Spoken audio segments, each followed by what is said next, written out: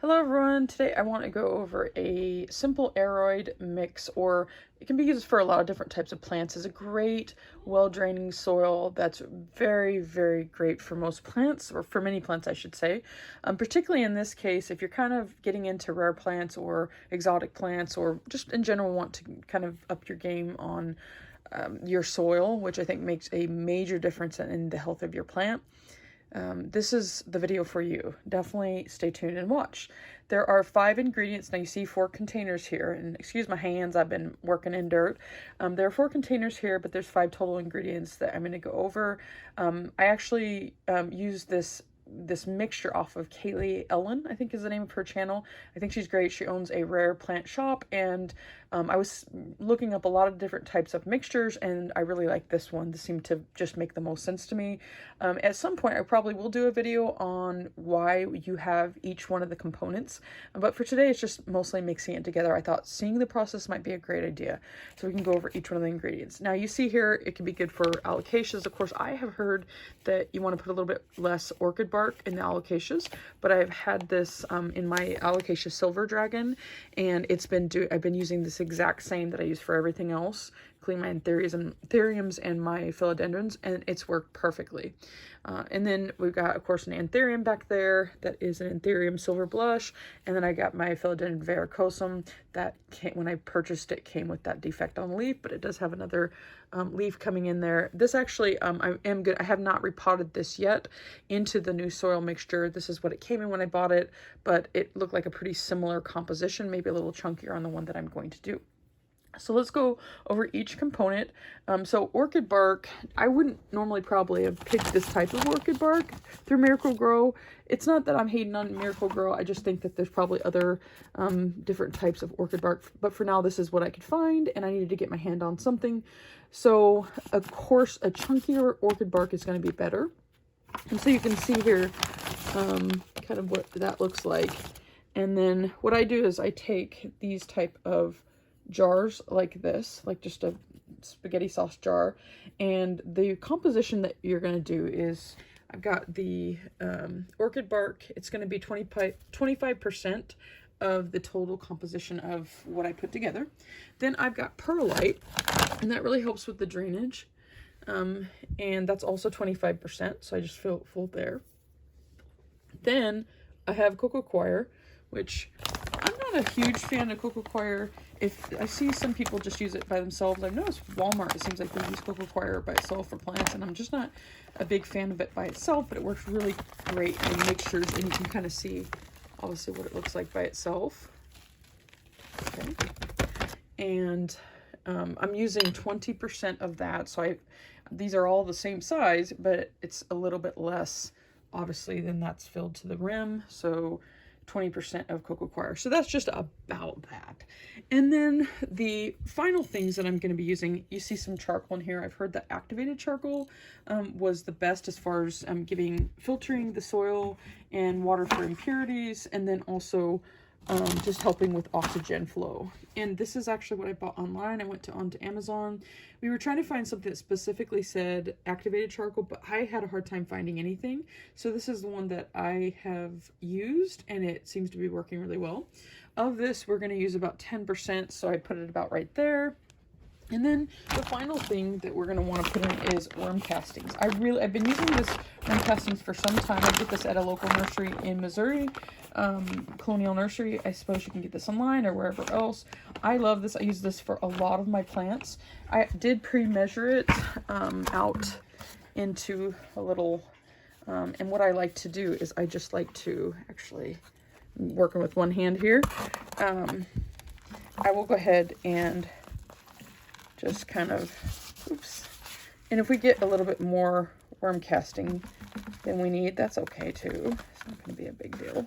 It's a great natural fertilizer, and I've noticed when I use this on my plants, it works really well. So you can see here, now that's a little less than the 20%, but you can kind of see how I have that lined up. So basically there's 5 components.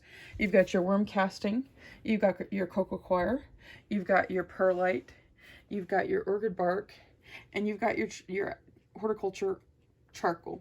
Then I'm going to mix these different things all in one. If you have bigger jars that are of equal size, you could do the same thing, but I could put just a little bit more of the worm castings in here. Now, worm castings, basically worm poop, but it does work really well as a natural fertilizer for your plants, and I use it on all kinds of plants. I don't just use it in the soil mix. Sometimes I'll put it on top of my plants. Yeah, so, and wherever you're working, just put a little bit more, because I don't have where I'd like it to be for the 20%. Okay, perfect. Wherever you're working, definitely probably want to clean up afterwards. Just to recap real quickly, I want to give you the percentages of each if you didn't catch it on the video, the information I just gave. So orchid bark would be 25%, the chunkier is better. And coir 20%, perlite 25%, activated charcoal 10%, but of course if you can't find activated, you can use what I used. I don't know if that is activated for certain. And then worm casting 10%. And I typically will use, of course, cleaned spaghetti jars that are all the same size, and with the worm casting and the activated charcoal, I just mix those two together in their percentages. But okay, so now the next thing that I do is I just get a big 5-gallon bucket. Just got this from Lowe's, and that's some stuff that I had made before. And then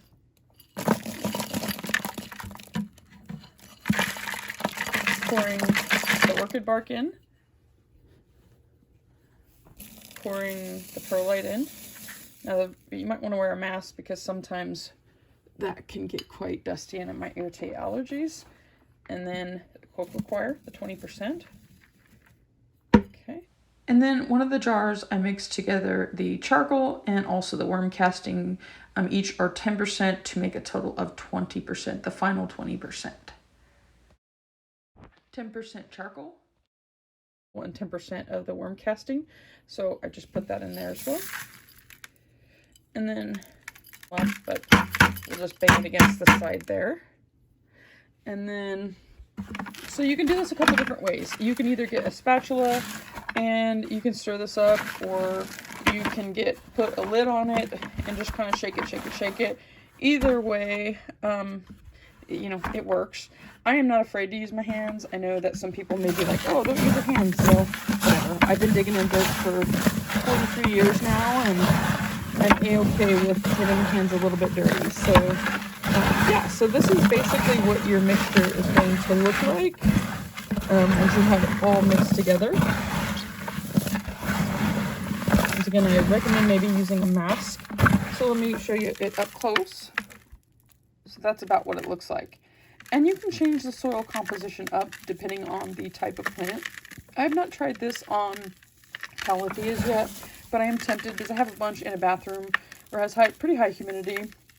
But humidity is obviously important, but also I think the soil plays a big part in the health, obviously, of any plant.